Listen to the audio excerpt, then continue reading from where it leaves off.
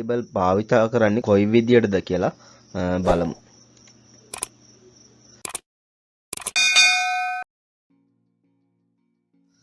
ඉගෙන ගන්න පළවෙනි learning point එක තමයි assign a variable into another variable.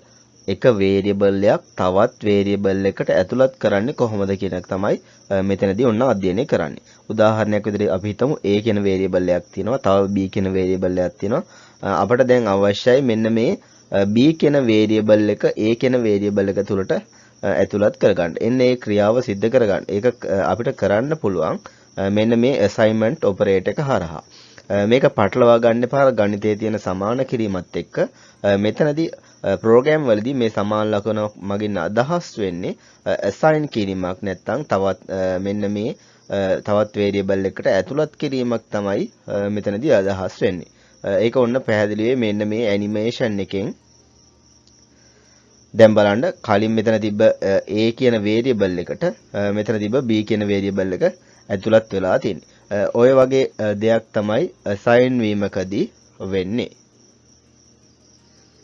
ඔන්න එහෙනම් අපි ප්‍රෝග්‍රෑම් එක ලියන්න හදන්නේ. මේකට මම assign to variable කියලා C++ ෆයිල් එකක් හදාගෙන තියෙනවා. මේක මම ඕපන් කරගන්නවා. මෙතන අවශ්‍ය බේසික් කෝඩ් කොටස් ටික මම ටයිප් කරගෙන පටන් ගත්තේ. අවශ්‍ය කෙනෙක් ඉන්නවා නම් වීඩියෝ එක පෝස්ට් කරලා මේ ටික ටයිප් කරගෙනම පටන් ගන්න. ඔන්න එහෙනම් මුලින්ම variable දෙකක් assign කරන්න මම ඒ ප්‍රෝග්‍රෑම් එක කරන්න හදන්නේ. ඒකට මම integer type එකෙන් variable දෙකක් හදා ගන්නවා A, B කියලා. මේ හදාගත්ත variable දෙකට අගයන් දෙකක් දාලාම පටන් ගන්නම්. A සමානයි 123 B සමානයි 100. A B අගයන් ටික දාලා තියෙනවා. දැන් මට ඕන මේ A කියන variable එක ඇතුළට මේ B කියන variable එකේ assign කරන්න.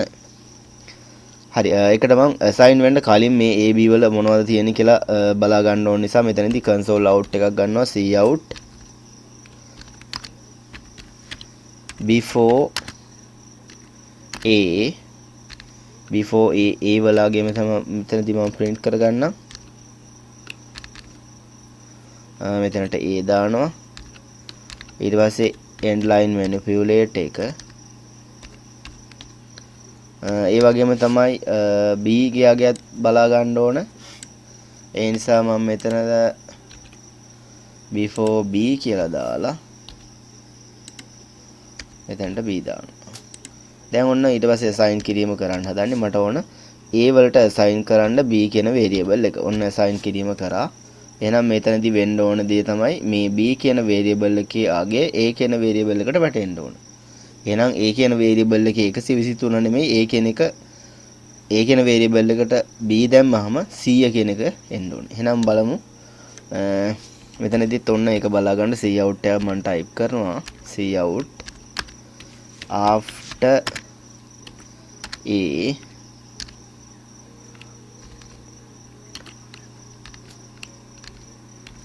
endl end line manipulate එක. දැන් අපි බලමු කලින් තිබ්බේ 123 තාමත් ඒගේ 123 තියෙදි කියලා.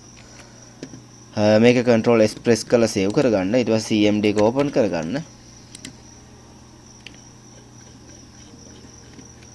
හරි cd මෙතනට path එක copy කරගන්න මේ folder මේ file එක තියෙන path එක copy කරගන්න.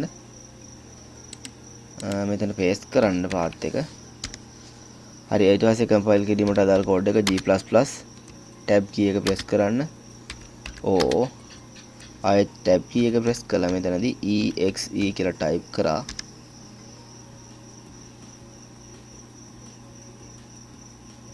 හරි compile වුණා.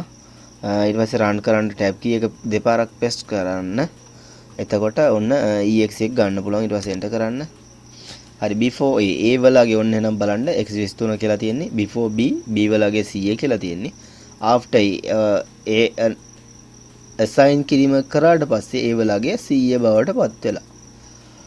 මෙන්න මේ විදිහටයි variable එකකට තවත් variable එකක් assign වුණාම වෙන්නේ. ඒ කියන්නේ කලින් තිබ්බ variable එකේ තියෙන ආගේ අයින් වෙලා අර අලුතෙන් දාපු එක ඇතුළත් වීම වෙනවා.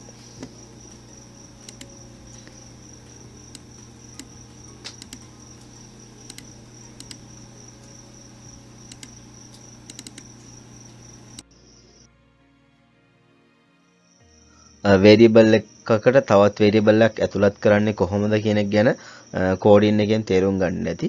එහෙනම් මේවා ප්‍රැක්ටිස් කරන්න ඕන. එතකොට තමයි කෝඩින් හොඳට පුළුවන් වෙන්නේ. ප්‍රැක්ටිස් කරන්න ඔන්න දෙන පළවෙනි එක්සර්සයිස් එක. මේකෙදි කරන්න තියෙන්නේ write a program that swaps two string variables using a third variable. swaps two string variables කියන්නේ string variables දෙකක් මාරු කරන එක. එකක වේරියබල් එක තියෙන ආගයයි අනිත් වේරියබල් එකේ තියෙන ආගයයි මාරු කරන එක තමයි මෙතනදී කරන්නේ using a third variable. තුන්වෙනි වේරියබල් එකක් පාවිච්චි කරලා. එහෙනම් මේ වීඩියෝ එක පෝස්ට් කරලා මේ තියෙන එක්සර්සයිස් එක try කරන්න. ඊළඟට ආන්සර් එක දාන්නම්.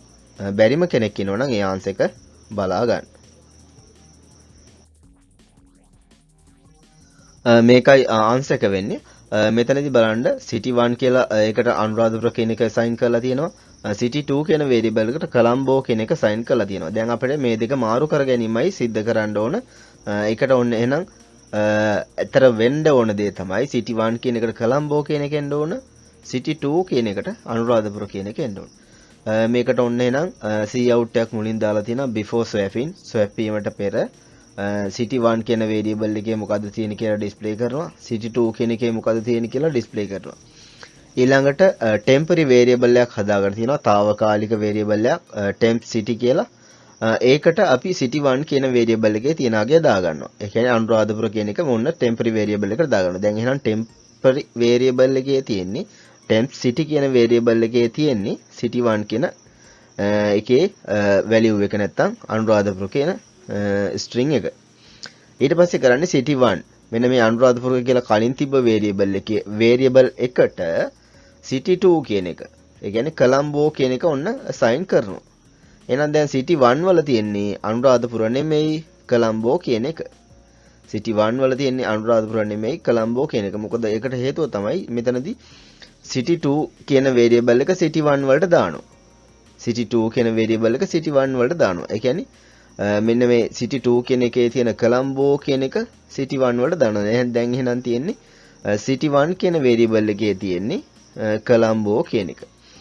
හරි. ඊළඟට ඔන්න දැන් එහෙනම් අපිට city 2 කියන variable එක වෙනස් කිරීමක් කරන්න තියෙන්නේ.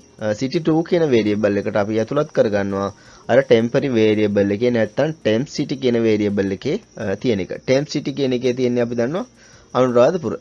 එහෙනම් ඔන්න අනුරාධපුර කියන එක මෙන්න මේ city 2 කියන variable එකට ඇතුළත් වෙනවා. ඔන්න ওই විදිහට තමයි temporary variable එකක් පාවිච්චි කරලා තුන්වෙනි variable එකක් පාවිච්චි කරලා variable දෙකක තියෙන values මාරු කරන්නේ. මෙන්න මේක සමහර තැන්වලදී program කරද්දී භාවිතා වෙනවා. හරි. ඊළඟට මේකදී කරලා තියෙනවා cout එකක් කරන් තියෙනවා after swapping. swap උනාට පස්සේ කොහොමද තියෙන්නේ කියලා බලා ගන්න. city 1 වල තියෙන එක print කරලා තියෙනවා. city 2 කියන එක print කරලා තියෙනවා. මෙතනදී city 1 කියන එක print කරාම city 1 වල කලින් තිබ්බ අනුරාධපුර කියන එක අයින් වෙලා කොලම්බෝ කියන එක එන්න ඕන. city 2 කියන එක print කරාම කලින් තිබ්බ කොලම්බෝ කියන එක අයින් වෙලා අනුරාධපුර කියලා එන්න ඕන. මෙහෙම print කරාම මෙතනට කොලම්බෝ එන්න ඕන. මෙතනට අනුරාධපුර එන්න ඕන. අන්න ඔය විදියටයි temporary variable එකක් පාවිච්චි කරලා නැත්නම් තුන්වෙනි variable එකක් පාවිච්චි කරලා අපි variable දෙකක් swap කරන්නේ.